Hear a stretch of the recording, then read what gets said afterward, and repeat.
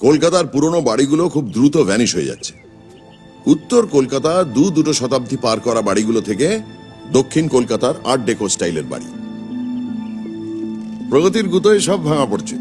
রাজ স্বরাজ পেরিয়ে এখন শুরু হয়েছে প্রমোটার রাজ। পাল্লেশালা রাইটার্স বিল্ডিং ভেঙে সাততারা হোটেল খুলে বসে। নিত্য নতুন কন্ডোমিনিয়াম, প্যান্ডেমোনিয়াম, মাল্টিপ্লেক্স, মল মূত্র ছড়িয়ে পড়ছে সর্বত্র। একমাত্র হেরিটেজ তকমা পাওয়া বাড়িগুলো আর ওয়ারিশন নিয়ে ডিসপিউটেড বাড়িগুলো ছাড়া, যদিও সেগুলো সংখ্যায় খুবই নগণ্য এবং ভগ্নপ্রায় দশা।